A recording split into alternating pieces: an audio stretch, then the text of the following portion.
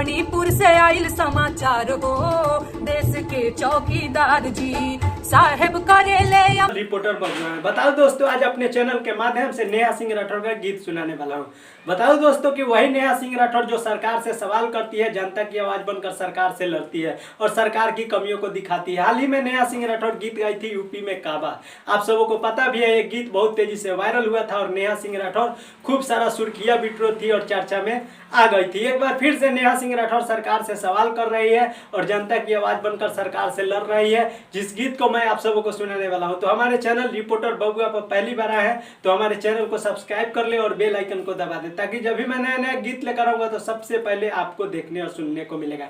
बताओ दोस्तों कि हम स्वतंत्र नागरिक हैं, हम किसी से भी सवाल कर सकते हैं, चाहे प्रधानमंत्री हो, चाहे मुख्यमंत्री हो, चाहे देश के कोई भी नेता हो, हम किसी से भी सवाल कर सकते हैं। तो नेहा सिंह राठौर वही काम कर रही है, अपने गीत के जरिए सरकार से सवाल कर रही है, जनता की आवाज उठा रही है।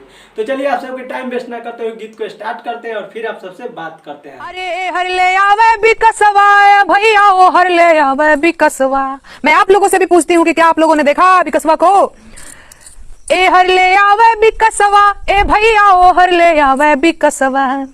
चारों दिशा में गइल बौड़ा, मर्द के हर ले आवे बिकसवा से आवे बिकसवा। तो दोस्तों, भोजपुरी लोक गायिका नेहा सिंह राठौर की आवाज में आप सबों को एक गीत कैसा लगा? जैसा भी लगा हो नीचे दिए गए कमेंट बॉक्स में अपनी प्रतिक्रिया हमें जरूर दे। वीडियो अच्छा लगा हो तो ज्यादा शेयर कीजिएगा। फिर मिलते हैं अगले वीडियो में अगले गाने के साथ। तब तक बाय बाय, टाटा। हमारे फेसबुक पेज पे देख रहे हैं तो हमारे पेज को भी फॉलो कर ले। हमारे पेज का नाम है संतोष निदर्दी लिरिसिस्ट।